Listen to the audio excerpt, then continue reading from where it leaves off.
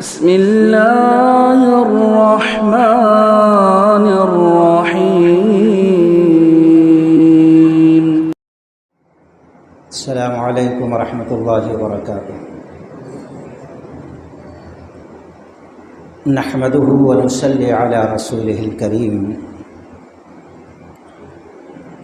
اما بعد فاعوذ باللہ السمیع العلیم من الشیطان الرجیم من حمزہ ونفخہ ونفثہ، بسم اللہ الرحمن الرحیم۔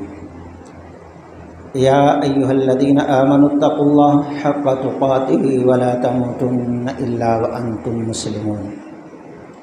یا ایہا الناس اتقوا ربکم الذی خلقکم من نفس واحدہ وخلق منها زوجها وبث منهما رجالا كثيرا ونساء واتقوا الله الذي تساءلون به والأرحام إن الله كان عليكم رقيبا۔ يا أيها الذين آمنوا اتقوا الله وقولوا قولا سديدا يصلح لكم أعمالكم ويغفر لكم ذنوبكم ومن يطع الله ورسوله فقد فاز فوزا عظيما۔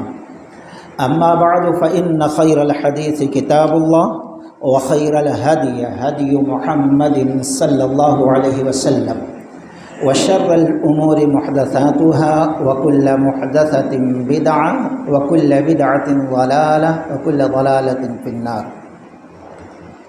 ومن يشاقق الرسول من بعد ما تبين له الهدى ويتبع غير سبيل المؤمنين نولہ ما تولى ونصلہ جہنم وساءت مصیرا۔ رب اشرح لی صدری ویسر لی امری واحلل عقدۃ من لسانی یفقہوا قولی۔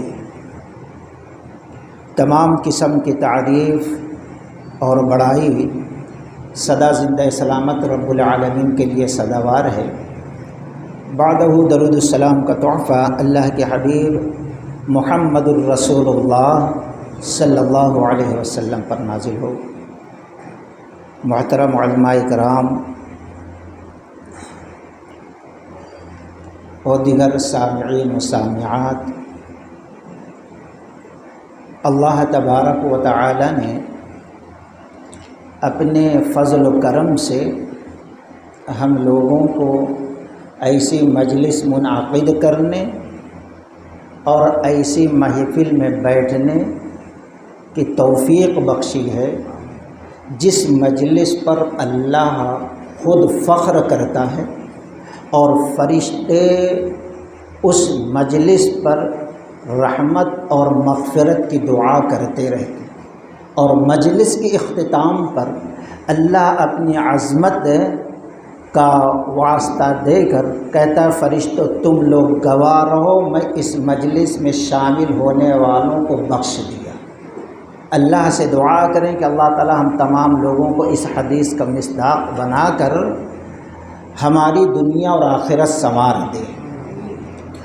جس موضوع پر آپ لوگوں کے سامنے کچھ دیر تک بات کرنا ہے، شیخ نے ابھی اعلان کیا۔ دوستو، اسلامی کیلنڈر کے حساب سے اگر دیکھا جائے تو یہ 8واں مہینہ ہے، شعبان،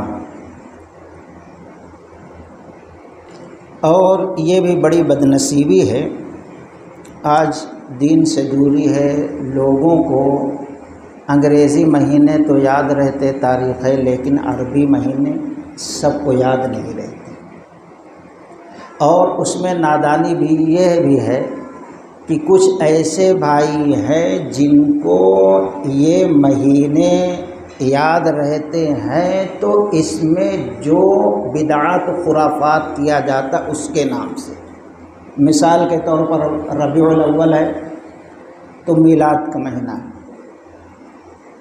رجب کا مہینہ ہے تو معراج کا مہینہ آ گیا، اسی طریقے سے شعبان کا مہینہ شب برات کا مہینہ، شعبان، ربیع الاول، رجب، اس طریقے سے، اللہ ماشاء اللہ، یہ بھی دین سے دوری کا نتیجہ ہے۔ تو خیر یہ 8واں مہینہ ہے۔ ہم یہ دیکھیں قرآن اور حدیث کے حساب سے اس مہینے میں اللہ کے رسول صلی اللہ علیہ وسلم نے کیا عمل کیا اور کیا کرنے کی ترغیب دی ہے، اگر وہ چیز ہم عمل کریں گے تو الحمدللہ دنیا میں بھی کامیابی ہے اور آخرت میں بھی کامیابی ہے۔ دیکھیے، حدیث 3 طریقے سے ہوتی ہے۔ حدیث فعلیہ یعنی نبی نے جو کیا ہو، حدیث قولیہ یعنی جو نبی صلی اللہ علیہ وسلم نے حکم دیا ہو، اور دوسری حدیث یا سنت، تیسری سنت کیا ہے؟ سنت ترکیہ، سب سے بڑی سنت، سب سے بڑی سنت۔ اگر اس سنت پر یہ امت عمل کر لے تو پورے امت کے اندر کے اختلافات ختم ہو جائیں۔ سب سے بڑی سنت، سنت ترکیہ کیا ہے؟ جو نبی صلی اللہ علیہ وسلم نے نہیں کیا اس چیز کو لوگ نہ کریں۔ سب سے بڑی عبادت یہی ہے، ما آتاکم الرسول فخذوہ وما نہاکم عنہ۔ تو سب سے بڑے اختلاف کی وجہ امت میں جو نبی نے چھوڑ دیا ہے، آج امت اس کو دین سمجھ کے کر رہی ہے۔ اللہ محفوظ رکھے۔ تو خیر، اس مہینے کے اندر جب ہم حدیث کو دیکھتے ہیں تو پتہ یہ چلتا ہے کہ شعبان کے مہینے میں اللہ کے رسول صلی اللہ علیہ وسلم کثرت سے روزہ رکھتے تھے۔ ابو داؤد، ترمذی، بخاری، مسلم وغیرہ کی روایت ہے، عائشہ صدیقہ رضی اللہ تعالی عنہا کی، ام سلمہ رضی اللہ تعالی عنہا کی۔ امام ابو داؤد رحمۃ اللہ علیہ ابو داؤد شریف کے اندر نقل کرتے ہیں کہ عائشہ رضی اللہ تعالی عنہا کہتی ہیں، کانا احب الشہور الى رسول اللہ صلی اللہ علیہ وسلم ان یصومہ شعبان ثم یصلہ برمضان۔ کہتے ہیں کہ اللہ کے نبی صلی اللہ علیہ وسلم کو احب الشہور، مہینوں میں سب سے زیادہ محبوب اور پسندیدہ مہینہ شعبان کا تھا، نفلی روزہ رکھنے کے لیے۔ اس مہینے میں روزہ آپ رکھتے یہاں تک کہ اس کو رمضان سے ملا دیتے، ثم یصلہ برمضان۔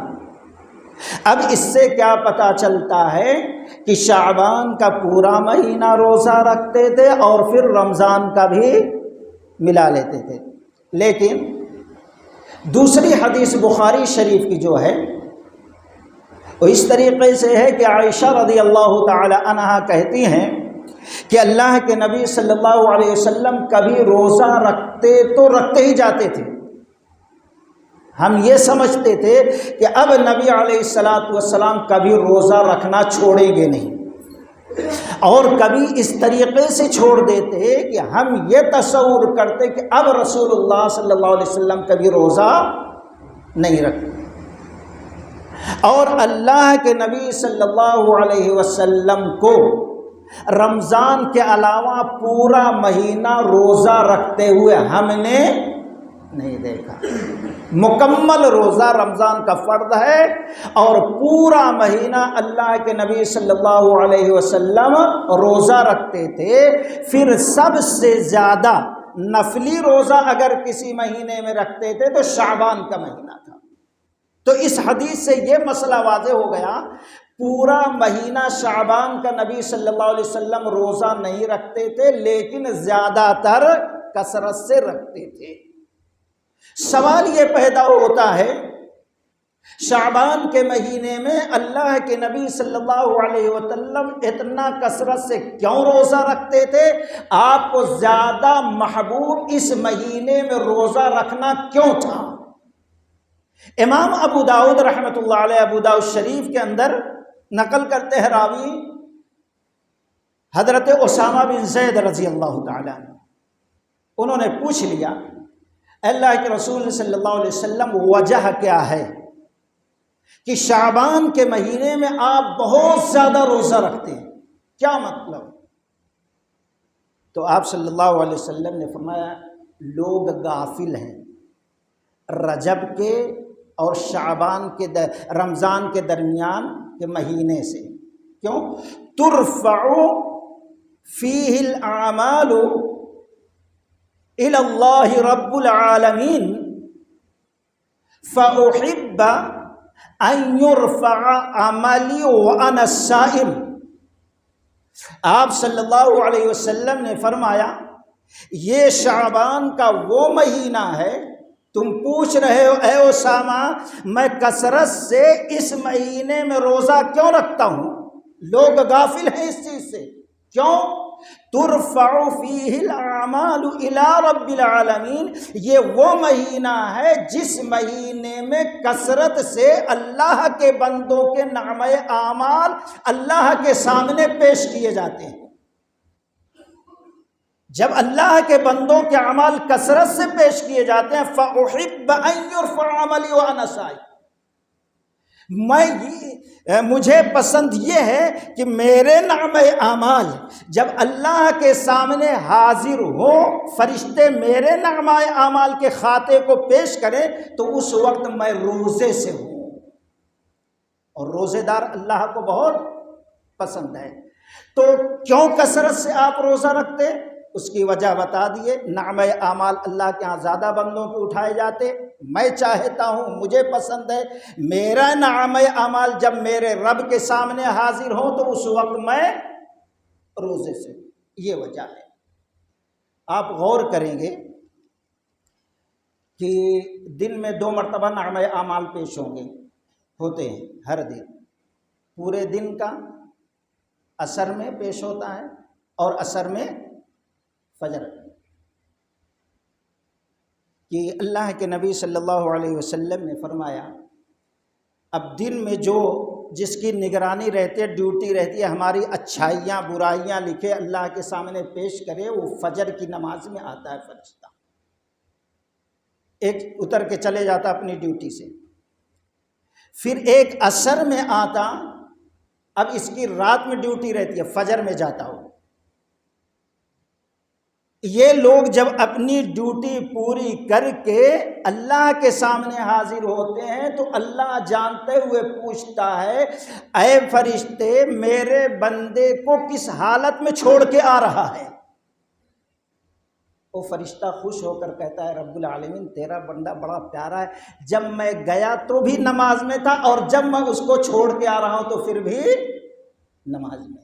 اس کی فضیلت ان دونوں نمازوں کی امام بخاری رحمۃ اللہ علیہ کتاب تفسیر بخاری شریف کے اندر نقل کرتے ہیں، جریر ابن عبداللہ رضی اللہ تعالیٰ عنہ نے روایت کیا کہ اللہ کے نبی صلی اللہ علیہ وسلم رات میں بیٹھے اور 14ویں رات تھی، آپ نے اپنے سر کو اٹھایا اور دیر تک دیکھتے رہے۔ صحابہ اکرام نے جب نبی علیہ السلام کو دیکھا کہ اللہ کے نبی صلی اللہ علیہ وسلم کا سر اوپر ہے، کچھ غور سے دیکھ رہے ہیں، تو صحابہ بھی دیکھنے لگے۔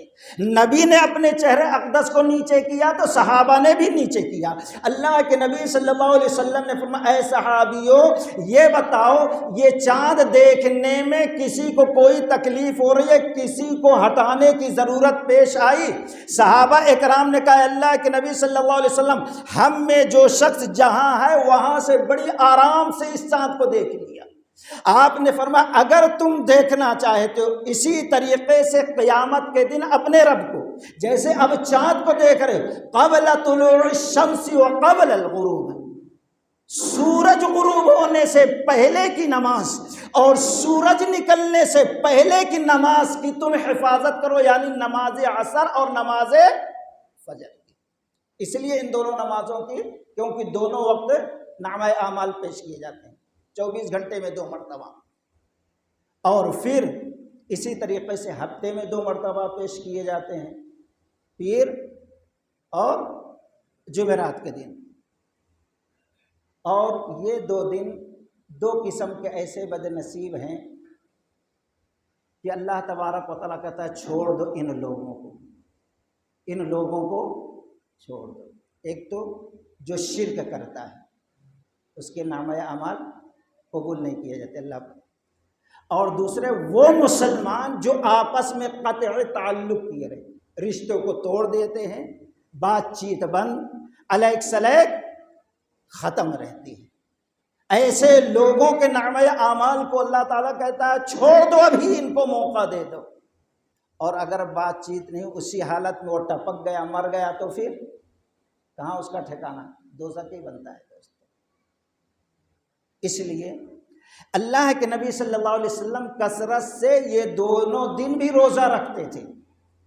ایک تو آپ کے اپنے پیدائش کا دن بتایا، نبوت ملی وہ خوشی، اور ایک مقصد یہ تھا یہ دونوں دن روزہ رکھنے کا، کیونکہ اللہ کی بارگاہ میں اللہ کے بندوں کے نامہ اعمال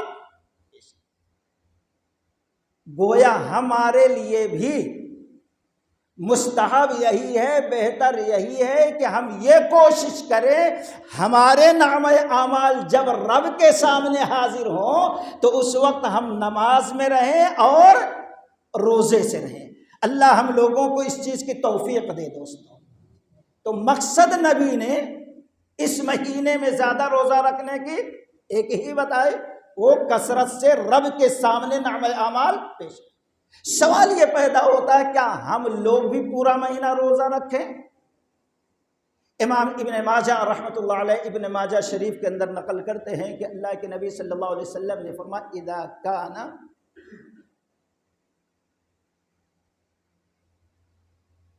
کہ تم میں سے کوئی شخص من نصف شعبان فلا صوم حتی یجیء رمضان۔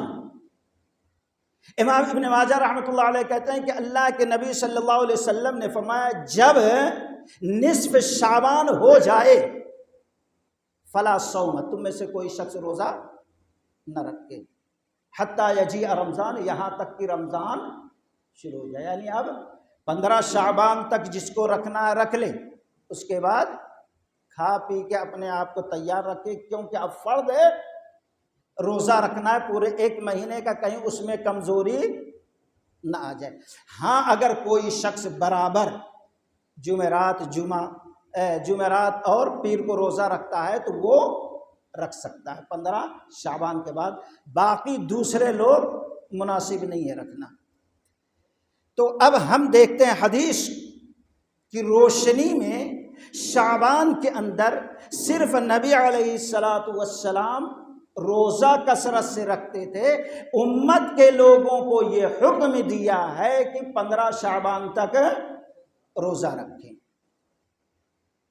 اب اس کے علاوہ جو چیزیں آج حقیقت روایات میں کھو گئی، یہ امت خرافات میں کھو گئی۔ ہم یہ دیکھیں اب بہت سارے اعمال ہیں، شب برات، پھر اس دن رات میں جگنا، قبرستان میں جانا، پھر اس کے بعد کچھ نماز پڑھنا، اور پھر 15 تاریخ کو صرف روزہ رکھنا، پھر 15 شعبان کو ہی کچھ خاص قسم کی نماز، پھر 15 شعبان کو حلوہ پوری، فاتحہ نیاز نبی کی محبت میں، پھر 15 ہی تاریخ کو بڑوں کی عید، پھر 15 ہی تاریخ کو روشنی۔ یہ کیا ہے؟ ان پر ہم غور کریں۔ سب سے پہلی چیز جو مشہور ہے شب برات۔ کیا مطلب شب برات؟ اکثر لوگ شب برات کا ارے بڑی عید ہے نا، اکثر لوگ کیا کہتے ہیں شب برات کا مطلب بڑی رات، بڑی برکت والی رات۔ شب یہ فارسی لفظ ہے، برات یہ عربی لفظ ہے۔ شب فارسی اور برات عربی لفظ۔ آپ قرآن میں حدیث میں کہیں بھی یہ لفظ پائیں گے نہیں شب برات۔ اگر یہی چیز ختم کر دیے تو سوال ہی نہیں ہوتا یہ چیزیں کہیں پر بھی، اللہ کی قسم پورے قرآن میں آپ دیکھیں گے شب برات کا نام، پورے حدیث میں شب برات کا نام و نشان نہیں ہے۔ اب دیکھیں برات کا معنی کیا ہوتا ہے. اکثر لوگ بڑی رات قرآن اور حدیث کی روشنی میں اگر ہم دیکھیں تو قرآن کے اندر اور حدیث کے اندر یہ ملتے جلتے کئی نام، برات، تبرہ، برا، بری، بریون، یہ 5-6 الفاظ ملتے ہیں. برات، تبرہ، برا، بریون اور بری. یہ صرف یہ نہیں کہ ہمارے ہی جماعت کے لوگوں نے قرآن کا ترجمہ کیا، دوسرے بھائیوں نے کیا ہے. خاص کر کے احمد رضا صاحب کا بھی آپ دیکھیں یہ ترجمہ قرآن کے اندر اللہ تبارک و تعالی نے فرمایا وَإِن كَذَّبُوكَ فَقُلْ لِعَمَلِي وَلَكُمْ عَمَلَكُمْ وَإِن كَذَّبُوكَ فَقُلْ لِعَمَلِي، اور اگر وہ آپ کو جھٹلا دیں، وَإِن كَذَّبُوكَ فَقُلْ لِعَمَلِي وَعَمَلَكُمْ، جھٹلا دیں تو کہہ دو میرا عمل میرے لیے اور تمہارا عمل تمہارے لیے. پھر ممن بریون وَأَنَا بَرِيءٌ مِّمَّا تَعْمَلُونَ، کہ میں جو عمل کرتا ہوں تم اس سے بیزار ہو اور تمہارے عمل سے میں بیزار ہوں. یہاں بری اور بریون کا معنی احمد رضا صاحب کا بھی قرآن دیکھو ترجمہ میں کیا کیے، بیزارگی کے. بھئی بولتے ہیں میں تم سے بیزار ہوں، تمہارے سے ہمارا کوئی واسطہ نہیں، میں تم سے نفرت کرتا ہوں. تو کیا معنی بریون، اور بری کا معنی بیزارگی کے. فَلَمَّا رَأَى الشَّمْسَ بَازِغَةً قَالَ هَذَا رَبِّي هَذَا أَكْبَرُ فَلَمَّا أَفَلَتْ قَالَ يَا قَوْمِ إِنِّي بَرِيءٌ مِّمَّا تُشْرِكُونَ. ابراہیم علیہ السلام نے جب سورج کو دیکھا اس کی روشنی کو تو کہا تو سب سے زیادہ روشن ہے، تو سب سے بڑا، تو میرا رب. جب وہ بھی ڈوب گیا تو انی بریء مما تشرکون، کہا میں بیزار ہوں جس کو تم شریک ٹھہراتے ہو. یہاں بھی بری کا معنی کیا ہے، بیزارگی کے، نفرت کے. اسی طریقے سے قد کان لکم اسوۃ حسنۃ فی ابراہیم اذ قال لقومہ، تحقیق کہ ابراہیم علیہ السلام اور ان کی قوم میں تمہارے لیے اسوہ ہے. کیوں؟ قد کان لکم اسوۃ حسنۃ فی ابراہیم والذین معہ اذ قالوا لقومہم انا براء. ابراہیم علیہ السلام نے اپنی قوم سے کہا جس کی تم عبادت کرتے ہو میں اس سے بھی بیزار ہوں، تم سے بھی بیزار ہوں. یہاں قوم کے شرک کی وجہ سے قوم سے بھی بیزارگی کا، اور پھر ان کے شرک جس کو کرتے تھے اس سے بھی بیزارگی. تو گویا برا کے معنی بھی بیزارگی کے. اسی طریقے سے قرآن سورۃ التوبہ آپ دیکھیے، سورۃ البقرہ دیکھیے، اذ تبرأ الذین اتبعوا من الذین اتبعوا ورأوا العذاب وتقطعت بهم الاسباب. جب لوگ اپنے پیشوا کو دیکھیں گے، اپنے پیر کو دیکھیں گے، اپنے ولی کو دیکھیں گے، اپنے مرشد کو دیکھیں گے، استبرأ الذین اتبعوا من الذین اتبعوا ورأوا العذاب، وہ بیزار ہیں ان سے، اور پھر دوزخ کا عذاب دیکھیں گے، اور دیکھیں گے جو عقائد تھے انہوں بخشوا لیں گے، انہوں سب بیزار، ساری امیدیں کٹ گئی ہیں، سارے راستے کٹ گئے ہیں. اذ تبرأ الذین اتبعوا من الذین اتبعوا ورأوا العذاب وتقطعت بهم الاسباب وقال الذین اتبعوا لو ان لنا کرة فنتبرأ منهم كما تبرأوا منا. کہیں گے کاش کی پھر ہم لوٹا دیے جاتے تو یہ ہمارے پیشوا ہم سے جیسے بیزار ہیں ہم بھی ان سے بیزار ہو جاتے. یہاں بھی احمد رضا صاحب نے ترجمہ کیا، تبرہ کے معنی بیزار کے. اسی طریقے سے سورۃ التوبہ کی شروع کی آیت براءۃ من اللہ ورسولہ، بیزارگی کا اعلان ہے اللہ و رسول کی طرف سے. جس سے تم نے معاہدہ کیا تھا۔ تو اب میں نے 5 الفاظ کے سورہ یونس کی آیت، سورہ ممتحنہ کی آیت، سورہ انعام کی آیت، سورہ بقرہ کی آیت اور سورہ توبہ کی آیت، یہ 5 جگہ، یہ تقریباً یہ ملتے جلتے الفاظ پورے قرآن میں 21 بار آئے اور ہر جگہ بیزارگی کا معنی دیا۔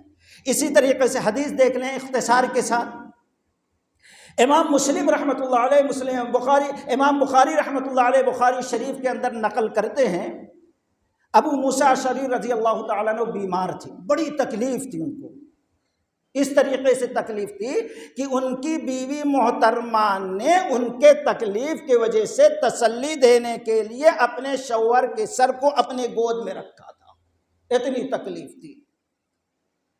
اسی وقت وہ تکلیف کی وجہ سے بے ہوش ہو گئے، جب بے ہوش ہو گئے تو ان کی بیوی محترمہ چیخنے چلانے لگی، سمجھے مر گئے۔ تھوڑی دیر کے بعد ہوش آیا تو انہوں نے کہا انا بریء ممن، میں اس چیز سے بری ہوں جس سے رسول اللہ صلی اللہ علیہ وسلم بری تھے، بیزار تھے۔ پھر کہتے ہیں ان رسول اللہ صلی اللہ علیہ وسلم بریء من السائقہ والحالقہ والشاقہ، کہتے ہیں کہ اللہ کے نبی صلی اللہ علیہ وسلم کے طرف سے بیزارگی تھی جو کسی مصیبت، کسی پریشانی، کسی کے موت کے وقت سائقہ، حالقہ، شاقہ، جو زور زور سے نوحہ کرنے والی، چیخنے والی، رونے والی ہوا کرتی تھی، جو بالوں کو نوچا کرتی تھی، جو کپڑوں کو، آج بھی بہت سے عورتیں کپڑے پھاڑ لیتی ہیں، بال کو نوچ لیتی ہیں، چہرے کو نوچتی ہیں، زور زور سے نوحہ کرتی ہیں، چیختی ہیں۔ تو کہتے ہیں اللہ کے نبی ایسے لوگوں سے بیزارگی کا اظہار، تو میں بھی ایسے لوگوں سے بیزارگی کا اظہار۔ یہاں حدیث کے لیے، حدیث میں بھی جو الفاظ آئے بیزارگی کے آئے۔ امام مسلم رحمۃ اللہ علیہ باب باندھتے ہیں، باب موالات المؤمن وبراءۃ من المشرکین، مومنوں سے محبت کا بیان اور مشرکوں سے بیزارگی اور نفرت کا بیان۔ تو قرآن حدیث میں جہاں یہ الفاظ آئے ہیں، میں نے بڑے اختصار سے جلدی جلدی ثابت یہ کرنے کی کوشش کی یہ الفاظ کے معنی کیا ہوتے ہیں، کیا ہوتے ہیں؟ بیزارگی، نفرت کے۔ اب شب برات کا معنی کیا کریں گے؟ بیزارگی کی رات، نفرت کی رات۔ جو بھائی تھوڑا بھی کتاب کا مطالعہ کرتے ہوں گے، یا جن لوگوں کا واسطہ تھوڑا رافضیوں سے، شیعوں سے ہوگا، وہ اچھی طریقے سے جانتے ہیں کہ ان کے عقیدے کے مطابق ان کا 12واں امام 15 شعبان کو پیدا ہوا، جبکہ پیدا ہی نہیں ہوا۔ 11 امام حسن عسکری کو کوئی اولاد نہیں تھی، ان کو جائیداد بہت زیادہ تھی، یہاں تک کہ 2 عورتیں تھیں، بہت دن سوچی اولاد ہی نہیں ہوئی، شوہر مرنے کے بعد بھی 2 سال تک کوشش کرتے رہے بچے ہو جائے، کپڑے باندھ کے۔ بعد میں وہاں کے خلیفہ نے دیکھا رہے یہ کیا ہے، اولاد ہی نہیں ہو رہی، تو معلوم یہ ہو ناٹک بازی، کوئی اولاد 12ویں شیعوں کے پیدا نہیں ہوئی ہیں، مصنوعی امام، بناوٹی امام، جس کو امام غائب، امام زمان کہتے ہیں۔ وہ سمجھتے ہیں 12واں امام پیدا ہوا، پیدا ہوتے ہی ایک غار میں جا کے چھپ گیا، وہاں سے پوری دنیا چلا رہا، اور وہ پیدا کب ہوا؟ 15 شعبان۔ تو اس کی خوشی میں یہ 15 شعبان مناتے ہیں۔ اور آپ جانتے ہیں ایک معمولی مسلمان، ان کو صحابہ سے اور صحابہ کے ماننے والوں سے کتنی نفرت ہے، نہیں تو ان کی معتبر کتاب نہج البلاغہ دیکھو، کیسی بڑی بڑی گالیاں عثمان غنی رضی اللہ تعالیٰ عنہ کو، صدیق اکبر رضی اللہ تعالیٰ عنہ کو، عمر فاروق رضی اللہ تعالیٰ عنہ کو۔ ان کا عقیدہ یہ ہے، ان کی کتابوں میں یہ چیزیں لکھی ہیں کہ جب ان کا 12واں امام نکلے گا، نعوذ باللہ ثم نعوذ باللہ، 1000 بار نعوذ باللہ، صدیق اکبر رضی اللہ تعالیٰ عنہ کو، عمر فاروق رضی اللہ تعالیٰ عنہ کو ان کے قبروں سے ان کو نکالے گا اور سولی دے گے۔ اللہ، یہ ان کا عقیدہ ہے۔ اور وہ لوگ 15 شعبان کی رات کو کسی حوض پہ، کسی ندی پہ، کسی نالے پہ، کسی باوڑی پہ، کسی دریا پہ، کسی سمندر کے پاس، کسی تالاب کے پاس، کسی نہر کے پاس جاتے ہیں، چٹھیاں لکھتے ہیں۔ چٹھی کیا؟ اے امام غائب، ان کافروں نے، ملحدوں نے ہم پر بہت ظلم ہے۔ کافر ملحد کون؟ اپن مسلمان، ہم لوگوں کو ملحد اور کافر لکھتے ہیں۔ ان ملحدوں نے، ان کافروں نے ہم پر بہت ظلم ہوا، آئیے ہماری مدد کے لیے۔ یہ لکھ لکھ کے پانی میں، باوڑی میں، دریا میں، سمندر میں ڈالتے ہیں۔ تو اس رات کو کیا کہتے ہیں؟ شب تبرہ، یعنی نفرت کی نعت، مسلمانوں سے بیزارگی کا، نفرت کا اظہار کرنے کی رات۔ وہ لوگ شب تبرہ نام سے مناتے ہیں۔ اور پھر آج آپ دیکھیں گے جتنے اس قسم کے بدعات آئے نبی کے بعد سے، تقریباً وہ چیزیں یا تو عیسائیوں کی طرف سے آئے یا تو شیعوں کی دین ہے، انہی کی طرف سے۔ اب مسلمانوں میں وہ چیز آ گئی شب برات کے نام سے۔ شب تبرہ کا معنی بھی وہی ہوا اور شب برات کا بھی معنی وہی ہوا۔ اب آپ دیکھیں گے، اس لیے کوئی حدیث کے اندر، قرآن کے اندر شب برات کا لفظ آپ کو ملے گا نہیں۔ اور جو عبادتیں، قبرستان جانے کی، روزہ رکھنے کی جتنی بھی حدیثیں ہیں، سب کے سب موضوع، من گھڑت اور ضعیف ہیں۔ آئیے دیکھیں، ایک جائزہ لیں، اس دن جو عمل رات کو کیا جاتا ہے اس کی حقیقت کیا ہے۔ لیکن اس سے پہلے یہ بات ذہن میں بٹھا لیجئے، آج کہا جاتا ہے کہ بھئی حدیث ضعیف ہے۔ اب لوگ کہتے ہیں یہ دیکھو، نبی کی بات کو، نبی کے فرمان کو، نبی کے حدیث کو کیا کہنا ہے ضعیف؟ اب ضعیف ہے تو نہیں مانتے؟ کیا تمہارے اماں ابا ضعیف ہو گئے تو اٹھا کر کچڑے کی کنڈی میں پھینک دیتے ہیں؟ نہیں نا، تو نبی کے حدیث کو کیسا؟ ارے میرے بھائی، نعوذ باللہ، کوئی ادنا سا ادنا مسلمان بھی ہو تو اللہ کی قسم وہ یہ نہیں کہے گا کہ نبی کی کوئی حدیث ضعیف ہے۔ نبی کی کوئی حدیث ضعیف ہے، کوئی نہیں کہے گا۔ یہاں جو ضعیف کہنے کا مطلب ہے، اس کی حقیقت یہ ہے کہ نبی کا کوئی فرمان، کوئی قول، کوئی حدیث، کوئی مسئلہ، کوئی بات ہم کو ڈائریکٹ تو نہیں پہنچی ہے نا۔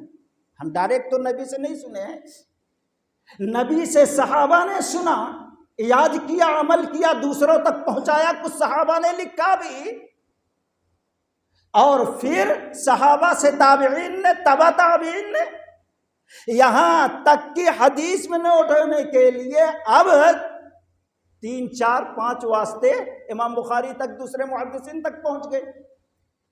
تو اب کوئی بھی کہہ دے حدیث ہے تو یہ تو نہیں ہو سکتا ہے۔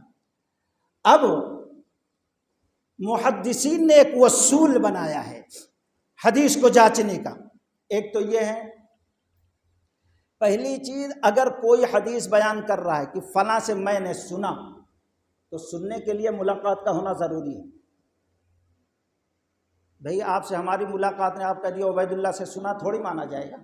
آپ سے ہماری ملاقات ہے، جب آپ کہہ رہے ہیں عبید اللہ نے کہا، ہم نے سنا، تو جس سے حدیث بیان کی جا رہی ہے اس کو اپنے استاد سے ملاقات ہونے کو ہونا، ثابت ہونا، ایک اصول۔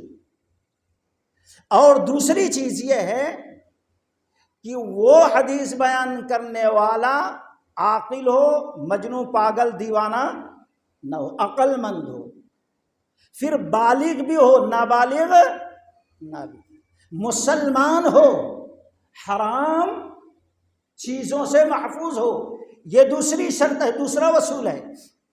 اور تیسرا یہ کہ اس کا حافظہ قوی ہو، وہ کبھی بھولتا نہ، کبھی اتفاق سے، ارے بھائی بعد میں یاد ہے جب، اس کا حافظہ مضبوط ہو، یہ تیسری شرط۔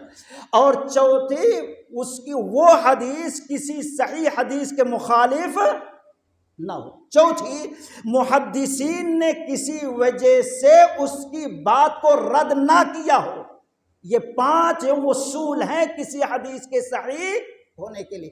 اگر یہ 5 اصول میں سے کوئی اصول نہیں پایا جاتا تو اس کی حدیث نہیں۔ اب دیکھیں قرآن کی ان آیات کو، ان احادیث کو جس سے شب برات اور اس دن قبرستان جانا، اس دن مغفرت کا عقیدہ رکھنا ثابت کیا جاتا ہے۔ اس پر اختصار کے ساتھ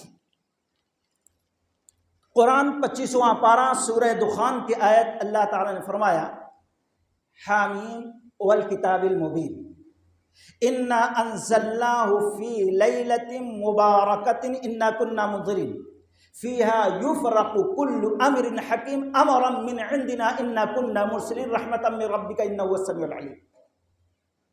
اب ان آیات میں یہ دلیل بنائی جاتی ہے شب برات کے لیے۔ اب اس میں کیا ہے؟ والکتاب مبین، واضح کتاب، یہ قرآن ہے۔ انا انزلناہ فی لیلۃ مبارکہ، ہم نے اس کو نازل کیا مبارکہ، چند چیزیں بیان کی گئی۔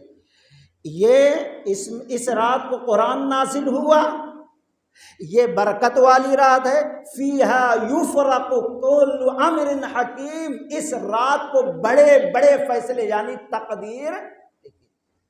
تقدیر تو دنیا پیدا کرنے سے پہلے اللہ تعالیٰ لکھ دیا انسانوں کو پیدائش۔ یہاں جو ہے 1 سال کا مسئلہ رہتا ہے، یہ فرشتوں کا حد میں دیا جاتا ہے اس رات میں، اور رحمت والی 4 چیزیں اس آیت یہاں پر بیان کی گئی ہے سورہ دخان میں، لیکن یہاں سال نہیں بتایا گیا، کس مہینے میں یہ رات ہے وہ نہیں بتایا گیا، کس تاریخ کو یہ رات ہے یہ بتایا نہیں۔ لیکن ہمارا یہ ایمان ہے کہ اللہ تعالیٰ کسی بات کو کسی جگہ اگر واضح نہیں کرتا تو اس مسئلے کو قرآن میں دوسری جگہ یا تیسری جگہ ضرور واضح کرتا۔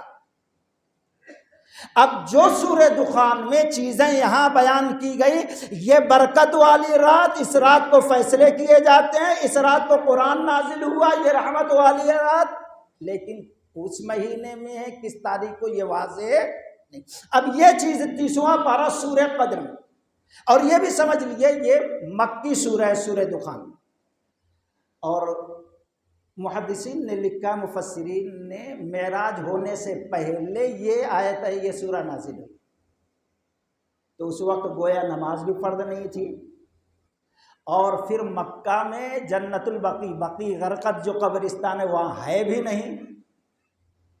اب یہ چیز دوسری جگہ 30ویں پارے میں اللہ نے کہا انا انزلناہ فی لیلۃ القدر وما ادراک ما لیلۃ القدر لیلۃ القدر خیر من الف شہر تنزل الملائکۃ والروح فیہا باذن ربہم من کل امر سلام ہی حتی مطلع الفجر۔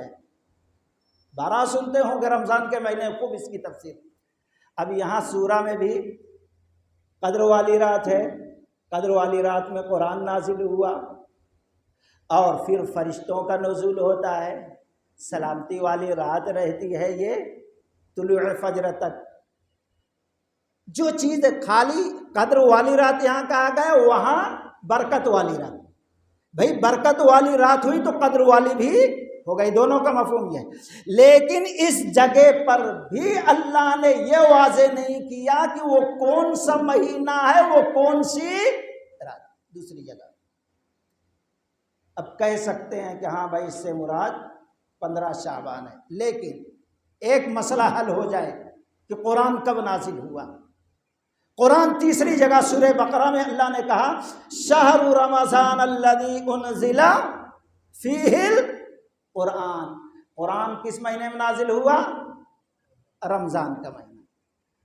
گویا جس مہینے میں قرآن نازل ہوا اسی مہینے میں شب قدر ہے، یا اسی مہینے میں برکت والی رات ہے، اسی مہینے میں بڑے مضبوط فیصلے بھی ہوتے ہیں، وہی مہینہ وہی رات سلامتی والی بھی ہے۔ اور دوسرے وما انزلنا علی عبدنا یوم الفرقان والتقى الجمعان، یوم الفرقان، یہ فرقان بدر، جنگ بدر کب ہوئی؟ رمضان میں ہوئی ہے۔ یہاں سے بھی معلوم کیا ہوا؟ قرآن۔ اور پھر نبی علیہ الصلوۃ والسلام نے کیا فرمایا؟ من قام لیلۃ القدر ایمانا واحتسابا غفر له ما تقدم من ذنبه، جو شخص قدر کی رات کو قیام کرتا ہے ایمان اور ثواب کی نیت سے، اللہ اس کے گزشتہ گناہ معاف کر دیا کرتا ہے۔ اب اس سے مسئلہ، اگر قرآن کی بات پر یقین ہے، نبی کی اس حدیث پہ یقین ہے، تو اب قرآن نازل ہوا کب؟ رمضان میں۔ رات کون تھی؟ شب قدر کی رات تھی، اور اسی رات کو تمام چیزوں کے فیصلے ہوتے اور فرشتہ گویا سورہ دخان سے جو یہ کہا جاتا 15 شعبان، 15 شعبان نہیں بلکہ وہ رمضان کا مہینہ ہے۔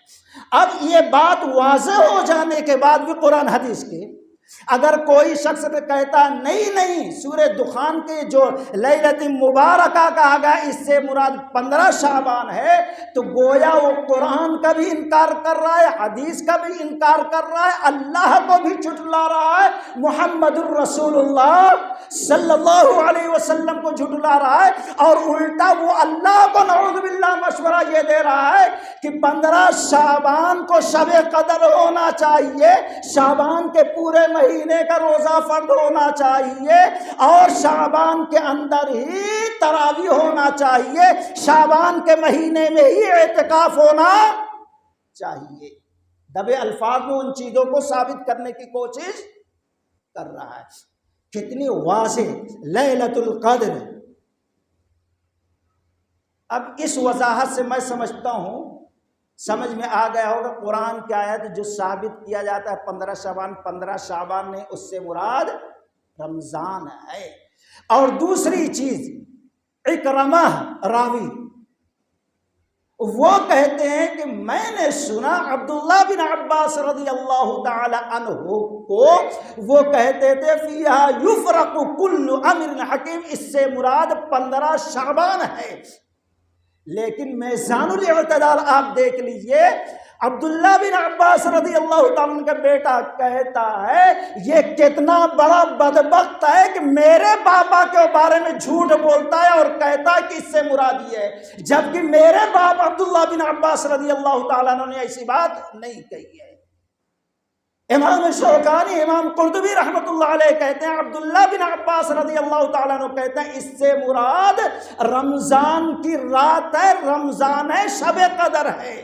واضح طور پر جھوٹی بکواس بات کو لے کر قرآن کا انکار کر لینا، حدیث کا انکار کر دینا، یہ ایمان کا تقاضا نہیں ہے دوستو۔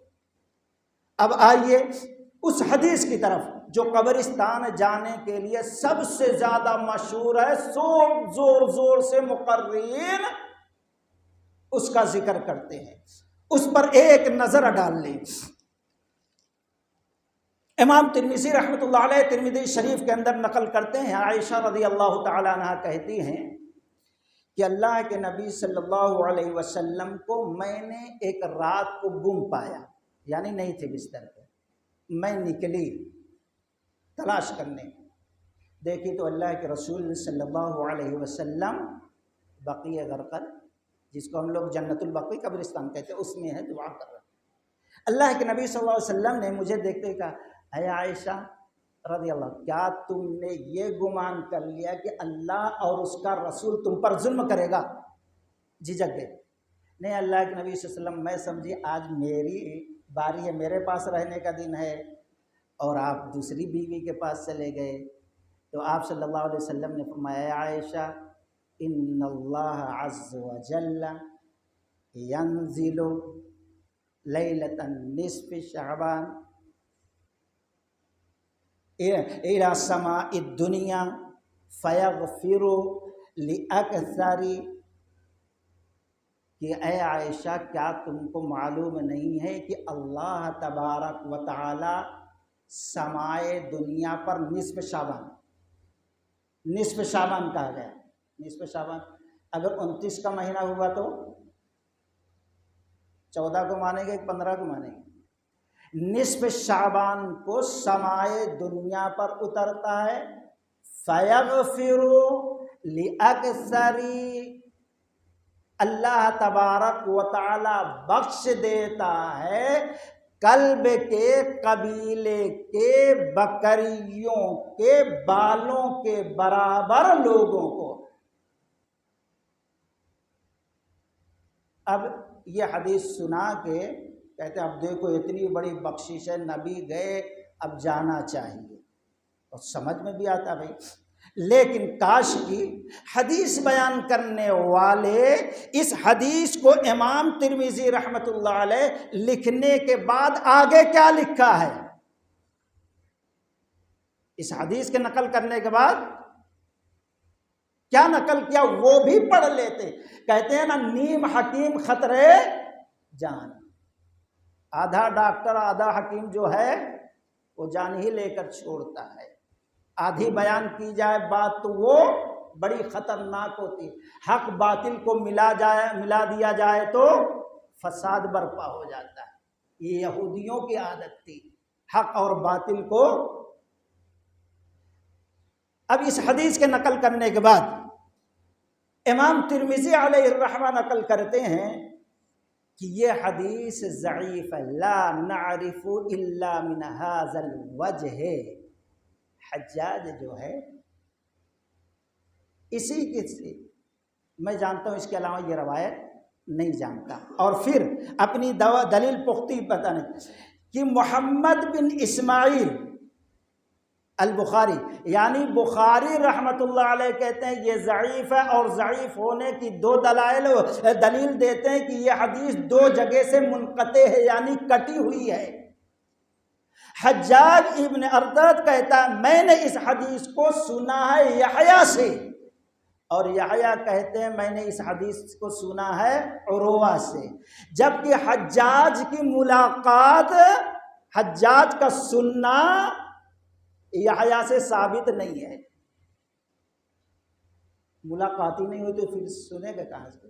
آج کی طرح فون تو نہیں ہے نا وہی کر لیتے، پہلے کی بات ہے۔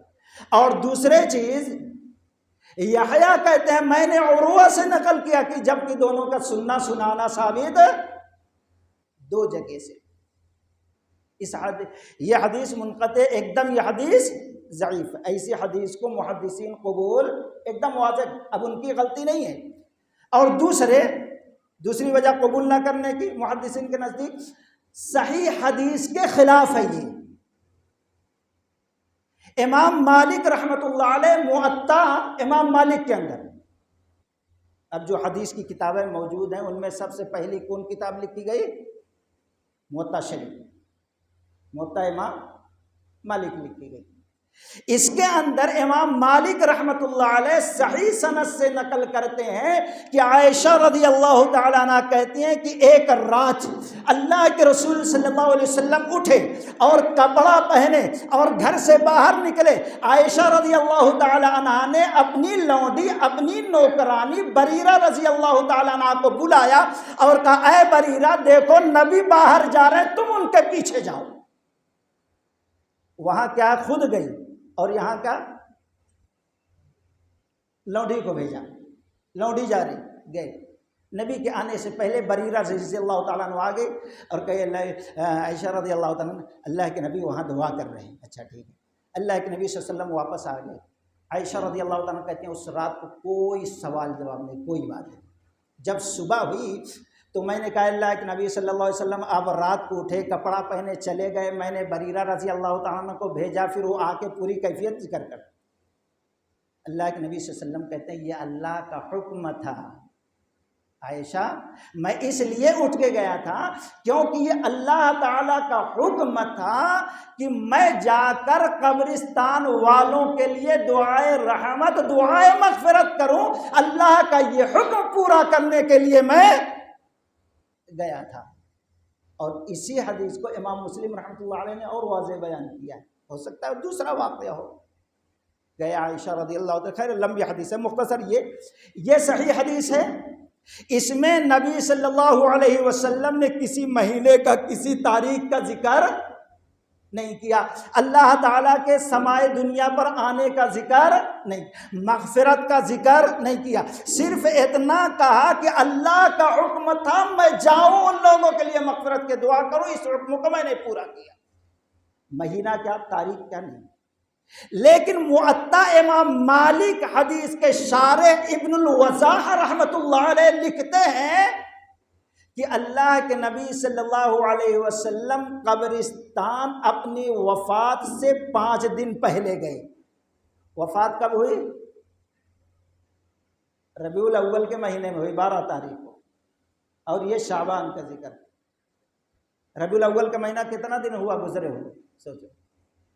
اور اسی بات کو دیکھیے الحمدللہ مولانا صفی الرحمن الرحمۃ اللہ علیہ کی مایا ناز کتاب الرحیق المختوم، اس کے اندر نقل کرتے ہیں کہ اللہ کے رسول صلی اللہ علیہ وسلم سفر کے آخری تاریخ میں گئے ہوں گے یا ربیع الاول کے شروع میں، کیونکہ 12 تاریخ کو آپ وفات فرمائے شروع میں، تو یہ دونوں پتہ یہ چلا اللہ کے نبی صلی اللہ علیہ وسلم جو قبرستان گئے ہیں یہ اللہ کا حکم تھا، 15 شعبان کی رات کو نہیں بلکہ سفر کے آخر میں گئے یا ربیع الاول کے شروع میں گئے، اور وہاں کسی اور چیز کا تذکرہ نہیں۔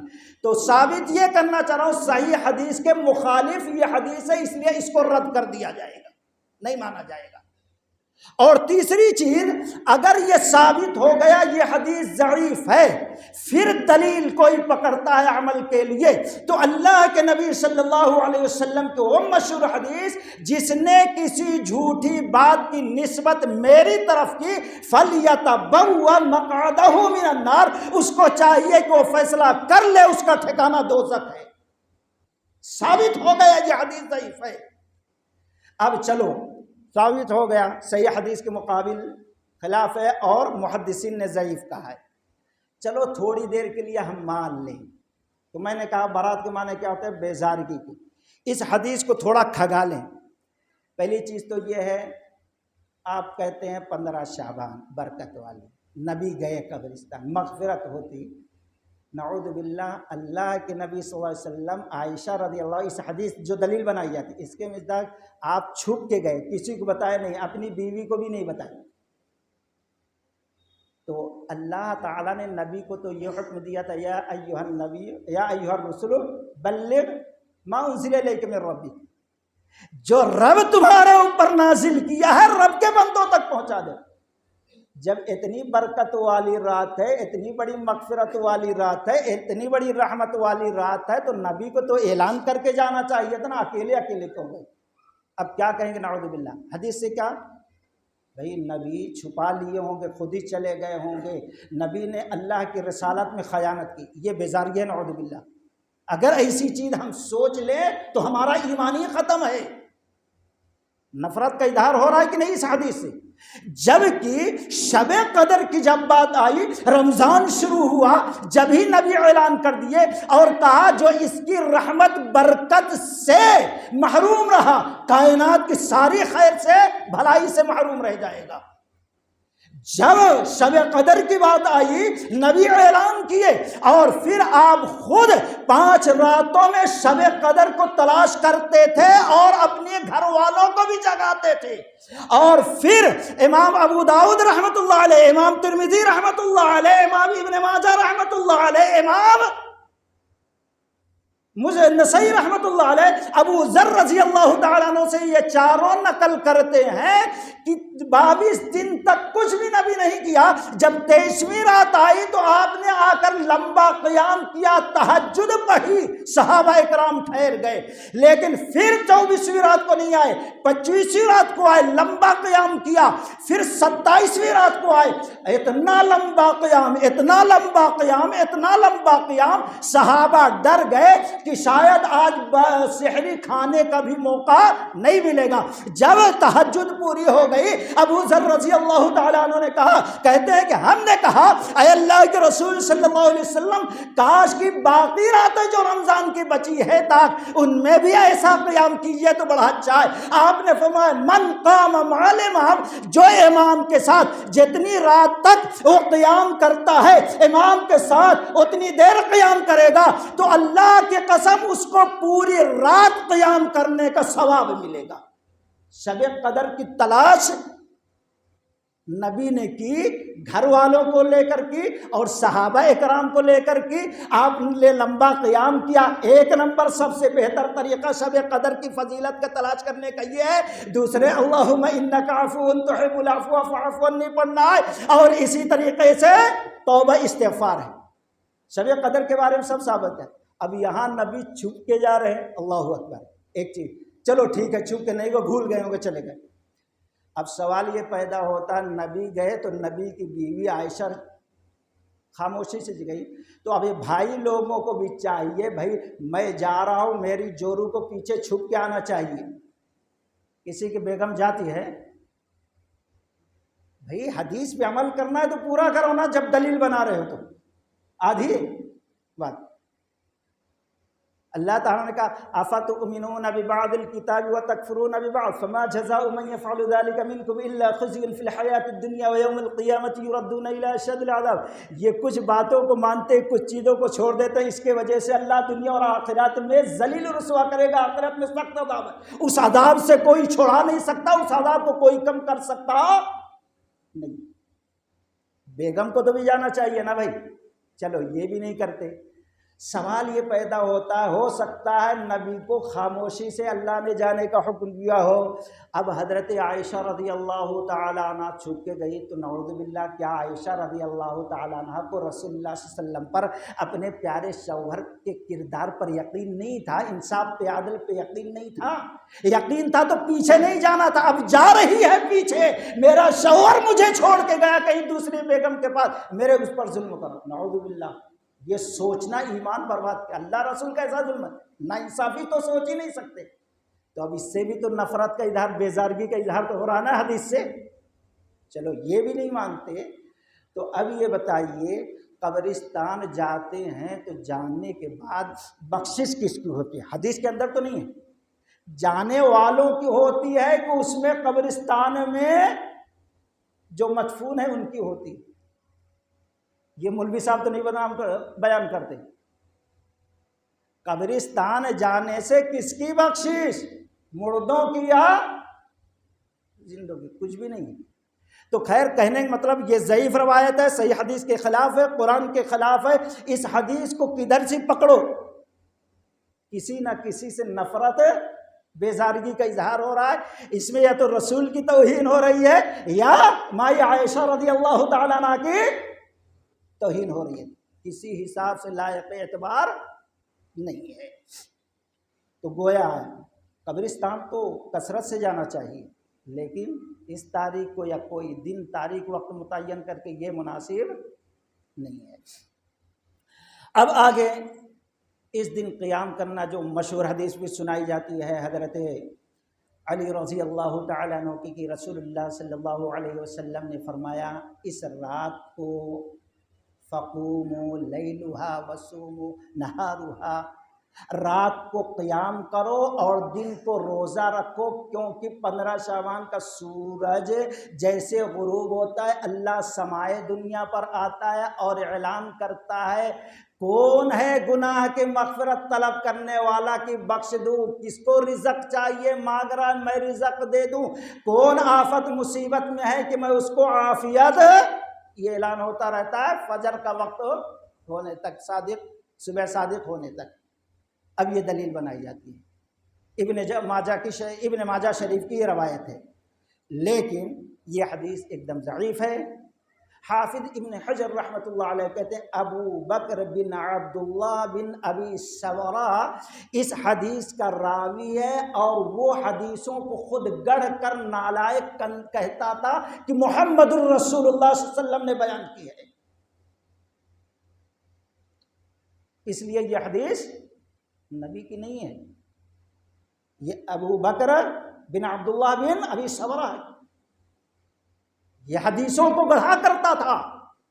اور آپ دیکھیں گے اسلام کے دشمن یہ یہودیوں سے شیعہ نکلا، جب آمنے سامنے جنگ نہ کر سکے تو یہ بدبخت قوم یہودیوں نے حدیث کو گڑھنا شروع کیا ہے۔ یہ بہت بڑی تاریخ ہے میرے بھائیوں۔ تو یہ حدیث ایک دم قیام کرنے کی یا کی، بلکہ اس کے اپوزٹ جو صحیح حدیث ہے مسلم وغیرہ کی، کہ اللہ تبارک و تعالی ہر دن سمائے دنیا پر آتا ہے تہائی رات میں، ہر دن، پورا سال انتظار کرنے کی ضرورت نہیں ہے۔ اللہ اتنا بڑا رحم الراحمین ہے کہ ہر رات کو تہائی رات میں آتا ہے سمائے دنیا پہ، اور اعلان ہوتا ہے کون میرا بندہ ہے بخشش طلب کرنے والا کہ میں بخش دوں، کون مصیبت میں ہے عافیت طلب کرے میں اس کی مصیبت۔ یہ تو اللہ کی رحمت ہر دن اپنے بندوں کی۔ گویا اسلام کا دشمن اسلام سے مسلمانوں کو اللہ کی رحمت سے دور کرنے کے لیے کہتا ہے مہینے سال میں ایک رات اللہ آتا ہے، یہاں اللہ ہر رات میں آتا ہے، اللہ کی رحمتوں سے محروم کرتے ہیں دوستو۔ تو صحیح حدیث کے بھی خلاف موضوع من گڑت یہ بات ہے دوستو۔ اسی طریقے سے اور دوسری جو حدیثیں بڑی بیان کی جاتی ہیں نماز پڑھنے کی، روزہ رکھنے کی، جس میں ہے کہ اگر 15 شعبان کا کوئی شخص روزہ رکھ لیا، 15 شعبان کا اگر کوئی شخص روزہ رکھ لیا تو اس کو 60 سال روزہ رکھنے کا ثواب ملے گا، 60 سال روزہ رکھنے کے برابر ہے۔ علامہ ابن جوزی رحمۃ اللہ علیہ نے الموضوعات میں یہ سب موضوع من گھڑت قرار دیا ہے، اس کی کوئی حقیقت نہیں۔ ہاں اب لوگوں کو معلوم ہو گیا، لوگوں نے قبول کر لیا یہ ساری حدیثیں ضعیف ہے، موضوع ہے، تو کچھ لوگوں نے کہا بھئی اتنی حدیثیں ضعیف ہیں تو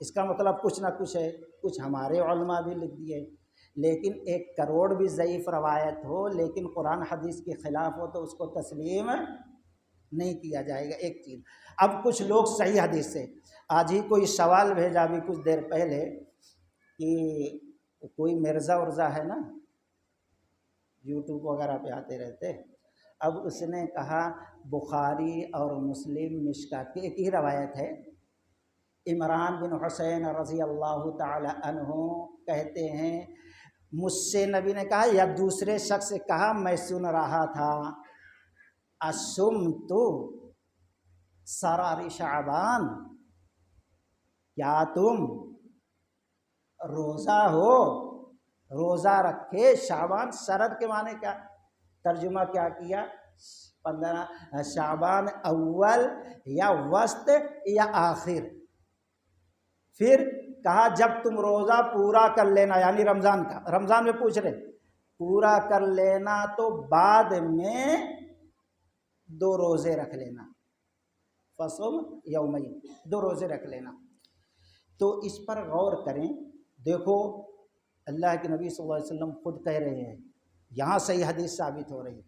سب سے پہلی چیز سرد کے معنی کیا ہوتے ہیں، موٹی مثال بھئی مغرب عشاء فجر کی نماز کو کیا کہتے ہیں، جہری نماز یعنی آواز سے، اور ظہر عصر کو کون سی نماز کہتے ہیں، سری نماز یعنی دل میں پڑھنے کی چھپی، تو سرد کیا معنی، چھپنا ہے نا۔ تو یہاں نہیں، سرد کے معنی اول کے بھی ہوتے ہیں، سرر کے معنی وسط کے بھی ہوتے ہیں، اور سرر کے معنی آخر کے بھی ہوتے ہیں، یہ کہا۔ تو اس وقت روزہ نہیں۔ اب اس سے ثابت کیا کہ اللہ کے نبی صلی اللہ علیہ وسلم 15 شعبان کا روزہ رکھنے کا، اگر نہیں رکھے ہو تو اس کو قضا کرو، اللہ اکبر۔ جبکہ امام بخاری رحمۃ اللہ علیہ اس کو کس باب میں نقل کرتے ہیں معلوم ہے،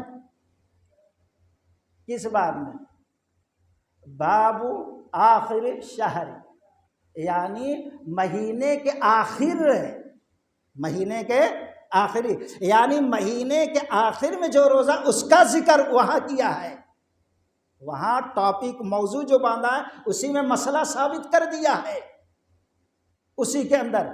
اور پھر دوسری چیز یہ ہے جب چھپنے کے ہوئے تو معنی کیا ہوا؟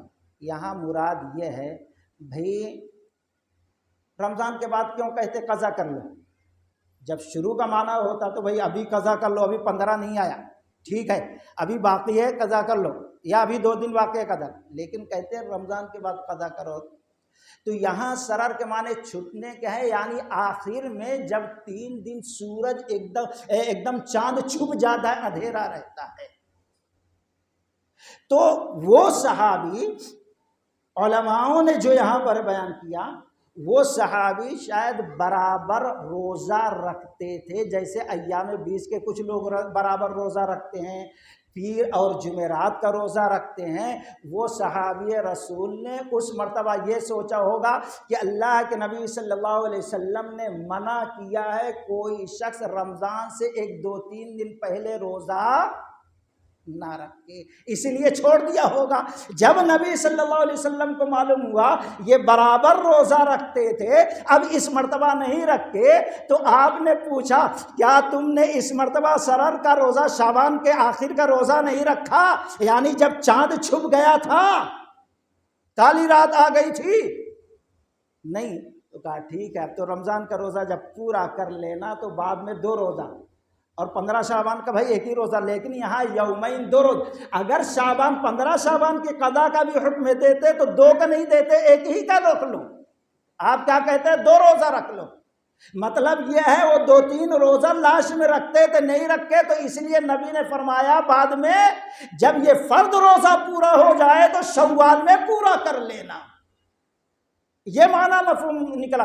جس طریقے سے آپ صلی اللہ علیہ وسلم نے فرمایا تم میں سے جو شخص رات میں اپنے لیے کچھ وظیفہ، کچھ دعائیں، کچھ سورتیں، کچھ نماز اپنے لیے مقرر کیا ہے رات میں اٹھ کر پڑھنے کے لیے، لیکن اتفاق سے بیماری کی وجہ سے، کمزوری کی وجہ سے، نیند آنے کی وجہ سے، تھکان کی وجہ سے نہیں رات میں پڑھ سکا، رات گزر گئی، اب سورج نکلنے کے بعد سے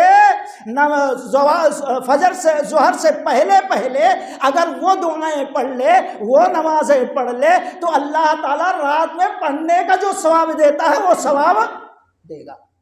جیسے وہاں نبی نے حکم دیا تھا یہاں پر بھی، اور شعبان کا برابر، تو یہاں اس طریقے سے غلط بیانی سے تعویل کر کے اب صحیح حدیثوں کا مفہوم غلط بیان کیا جا رہا ہے۔ یہ بہت بڑی چوری ہے، بہت بڑی خیانت ہے شریعت کے ساتھ، اللہ و رسول کے ساتھ۔ دوستوں خیر آئیے وہ نماز، تو 15 شعبان کا کسی صحیح حدیث سے دنیا میں آپ کو روزہ رکھنے کا ثبوت، سب ضعیف روایت ہے۔ اب نماز کا جو مسئلہ ہو، صاحب کشاف الکشاف امام زمخشری معتزلی شیعہ، اس کی تفسیر الکشاف یہ نقل کرتے ہیں کہ اللہ کے نبی صلی اللہ علیہ وسلم نے فرمایا جو شخص 15 شعبان کی رات کو 100 رکعت پڑھتا ہے، 100 رکعت پڑھنے کی برکت سے اللہ تعالیٰ 100 فرشتے بھیجتا ہے، 100 فرشتے میں سے 30 فرشتے اس کو جنت کی بشارت دیتے ہیں، اور 30 فرشتے اس کو دوزخ سے بچاتے رہتے ہیں، اور 30 فرشتے دنیا کی مصیبتوں سے بچاتے رہتے ہیں۔ ہو گئے 90 فرشتے، بچے 100 میں سے 10 فرشتے، اب 10 فرشتے اس کو شیطان کے دھوکے بازی سے بچا لیتے رہتے ہیں۔ سب سے بڑا دھوکہ تو وہی ہے۔ لیکن صاحب کشاف نے کہا، نبی نے فرمایا لیکن اللہ کی قسم الکشاف تفسیر میں کہیں پر بھی کوئی دلیل، کوئی ثبوت بلا دلیل۔ شیعہ اسلام کا سب سے بڑا دشمن دوست، کوئی حقیقت اس کی نہیں، بلا دلیل۔ اور دوسری پھر روایت جو بیان کرتی، جس کو صوفیوں کا لیڈر امام غزالی کہتے ہیں کہ اللہ کے نبی صلی اللہ علیہ وسلم نے فرمایا جو شخص 15 شعبان کی رات کو 100 رکعت اس طریقے سے پڑھے گا کہ ہر رکعت میں 10 بار قل هو اللہ احد پڑھتا ہے، سورہ اخلاص، اس طریقے سے 100 رکعت پڑھا، ہر رکعت میں 10 بار قل هو اللہ احد، تو اب اللہ تعالیٰ 70,000 فرشتے مقرر کرتا ہے پورے سال اس کے گناہ کو، ایک سال 70,000 فرشتے آ کر لکھتے رہتے ہیں اس کی نیکیاں، روزہ رکھا، اور 70,000 فرشتے اس کے گناہ مٹاتے۔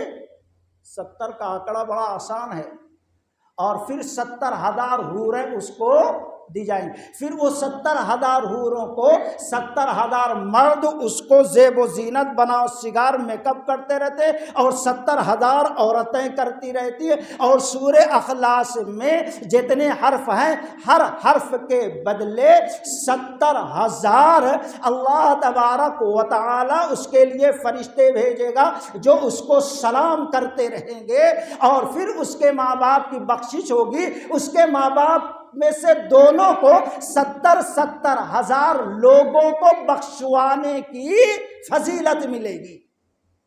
یہ اب اس کو بھی علامہ ابن جوزی رحمۃ اللہ علیہ موضوعات میں نقل کرتے ہیں، ایک دم بکواس، اس کی کوئی حقیقت نہیں، حدیث کی کتاب میں تو یہ حدیث نہیں ملتی، اور 70,000 کا کوٹا ان بھائیوں کے پاس ہے کہ ختم ہی نہیں ہوتا۔ اور دوسرے بھائی، حور کس کو کیسے ہونا چاہیے؟ میرے رب نے مومنوں کو جنت میں جانے کے بعد جو حور کی لالچ دیا ہے، سورہ رحمان میں فرمایا لم یطمثہن انس قبلہم ولا جان، ایسی حوریں دی جائے گی جس کو نہ کسی انسان نے چھوا ہوگا، اور نہ کسی انسان نے چھوا ہوگا، نہ کسی جنات نے سنا، لیکن یہاں 70,000 مردوں اوپر سے نیچے تک سنوار رہے۔ ویسی حور تم کو مبارک بھائی، اپنے کو نہیں ہونا ویسی حور اپنے کو نہیں ہونا، کسی کو ہونا۔ رب مومنوں کو، جنتیوں کو لم یطمثن انس قبلہم ولا جان، اور 70,000 سلام کرتے، آپ کو شادی ہو گئی، 500 لوگ ٹھہر جائے، آپ دلہن کے کمرے میں جاتے ہو، سلام کرتے رہیں تو آپ بیزار ہوں گے کہ خوش ہوں گے؟ وہاں تو 70,000 کی لئی لیں۔ تو یہ سب ڈھکوسلے ہیں میرے بھائی، کوئی حقیقت ان کی نہیں ہے، قرآن حدیث میں ایسا مسخرہ پانا نہیں ہے دوستو۔ اب آئیے ہم دیکھیں حلوہ، محمد الرسول اللہ صلی اللہ علیہ وسلم کے محبت میں 15 شعبان کو حلوہ، اور عقیدہ کیا ہے؟ حلوہ بنے، چپاتی بنے، اس پر فاتحہ ہو، اس پر نیاز ہو نبی کے محبت میں۔ اور دلیل کیا ہے اس کی؟ کہ اللہ کے نبی صلی اللہ علیہ وسلم کا دانت غزوہ احد میں جب شہید ہو گیا، آپ کھا نہیں پا رہے تھے، تو اللہ تعالیٰ نے جنت سے حلوہ بھیجا ہے جبریل کے ذریعے، پھر نبی نے کھایا۔ دانت کہاں کا شہید ہوا تھا؟ سامنے کا نا؟ کسی کو دیکھیں سامنے کے دانت سے کھاتے ہوئے؟ یہاں بازو سے کھایا جاتا ہے نا، یہ بھی عجیب مسخرہ ہے بھائی، ٹوٹا ہے سامنے کا دانت اور حلوہ آ رہا ہے، اللہ اکبر۔ اس لیے انہوں بھی کھا رہے ہیں، کہتے ہیں نبی کی محبت میں اس لیے ہم کھائے۔ اور دوسری دلیل کیا دیتے ہیں؟ کہ اویس قرنی رحمت اللہ علیہ کو جب معلوم ہوا میرے نبی کا دانت شہید ہوا، جنت سے حلوہ آیا تھا، نبی نے کھایا تھا، تو نبی کی محبت میں اتنی محبت سخت ہو گئی، اپنے دانت کو شہید کر دیا، اور پھر اس کے بعد حلوہ بنا کے اس لیے میں بھی کھاتا ہوں اس کے محبت میں۔ اللہ اکبر بھائی، کڑوا کڑوا، تھو تھو، میٹھا میٹھا، ہپ ہپ، ہاں، کڑوا کڑوا، تھو تھو، میٹھا میٹھا، ہپ ہپ۔ پہلی بات تو یہ صحیح ہے ہی نہیں ہے کہ اویس قرنی رحمت اللہ علیہ نے دانت توڑا۔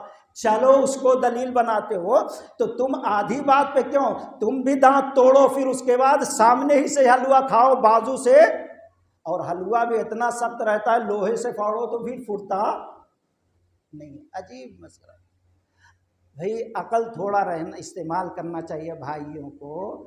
شعبان میں غزوہ احد ہوئی ہے، کب ہوئی ہے؟ شعبان کے بعد رمضان آتا، رمضان کے بعد شوال آتا، 3 ہجری تھی، 3 ہجری میں شوال کے مہینے میں جنگ احد ہوئی، اور شوال کے مہینے میں نبی کا دانت شہید ہوا، اور کچھ آیا ہویا نہیں دوستو۔ تو اس چیز کی بھی اس کی کہانی ایسی ہے جیسے الف لیلا کی کہانی ہے، جس کی کوئی حقیقت نہیں، ٹائم پاس، ویسے یہ دین سے اس کا کوئی واسطہ نہیں ہے۔ اسی طریقے سے 15 شعبان کو ایک اور کہانی ہے، اور وہ کیا ہے؟ بڑوں کی عید، بڑوں کی عید یا مردوں کی عید۔ اب کھیڑے گاؤں میں کئی جگہ میں دیکھا ہوں، کچھ دن رہا تو کھیڑے گاؤں میں معلوم ہوا کہ بھائی کئی کو کرتے ہیں، نہیں، مرنے والا اپنی زندگی میں جو چیز پسند کرتا تھا، واللہ یہاں تک کہ بیان کرنے والے کہتے ہیں، نظام آباد کے قریے میں رہتا تھا تو بولتے تھے اگر وہ بیڑی زندگی میں پیتا تھا، سیدھی پیتا تھا، تو ان کو یقین ہے کہ اس دن اس کی روح آتی ہے، وہ ساری چیزیں وہاں بنا کے رکھتے ہیں کہ انہیں، اور اگر یہ ساری چیزیں نہیں رکھی گئی تو ناراض ہو کے اب سال بھر انہیں پھرتی رہتی ہے۔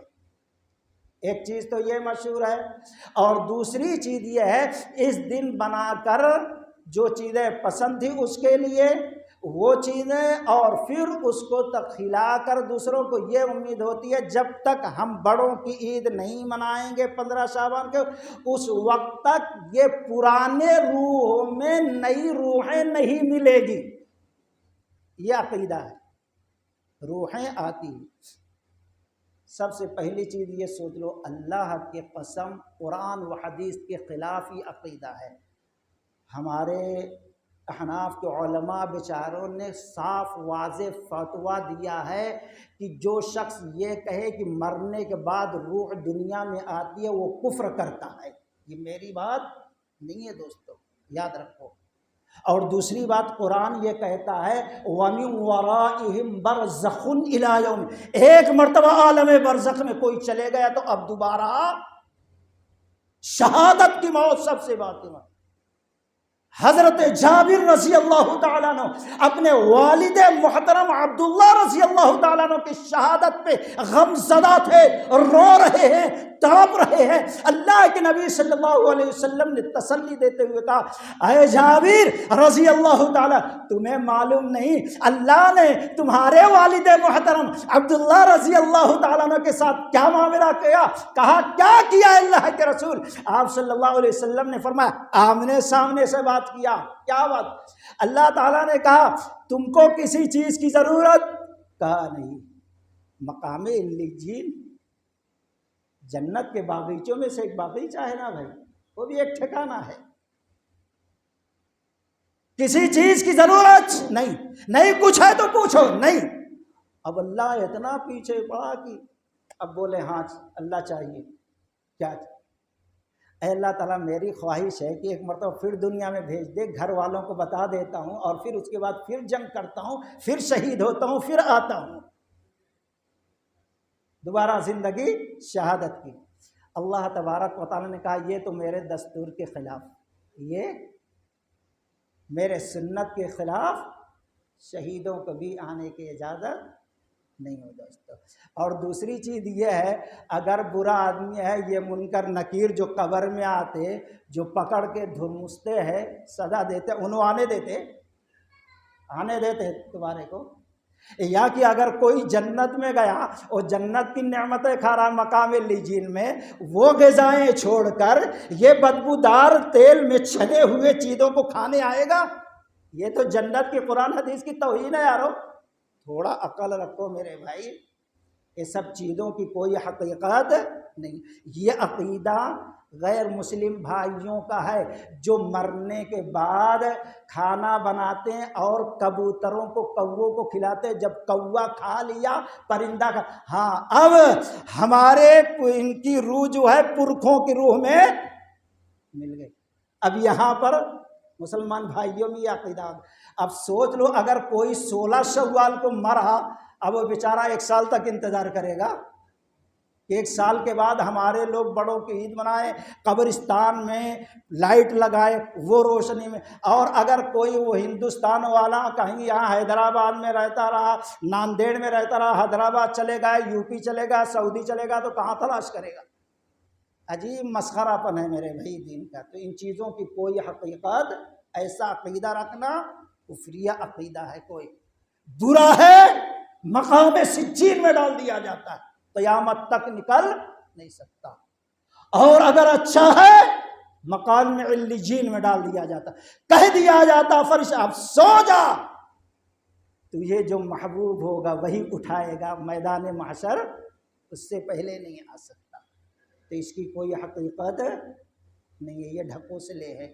اسی طریقے سے اب جو رات کو نماز پڑھنے کی بات آئی ہے، یہ نبی صلی اللہ علیہ وسلم کے وفات کے 438 سال کے بعد، 400 کتاب الحوادث والبدع کے اندر نقل ہے کہ ایک شخص سے آیا بیت المقدس کے اندر جس کی آواز بڑی اچھی تھی، پیاری تھی، اور وہ ٹھہر گیا، پڑھنے لگا، پیچھے ٹھہرے، دوسرے سال بھی آیا، یہ اللہ رسول سے ثابت نہیں ہے کوئی نماز۔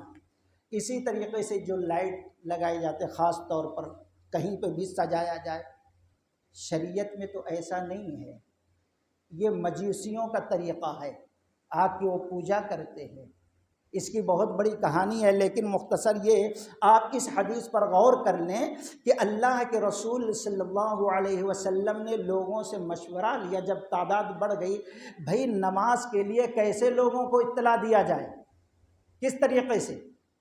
تو کسی نے کچھ کہا، کسی نے، اس میں سے کچھ صحابی نے کہا ہم آگ روشن کریں گے، لوگ دور سے دیکھیں گے نماز کا وقت ہو گیا اور ابھی اذان کی ابتدا نہیں ہوئی تھی۔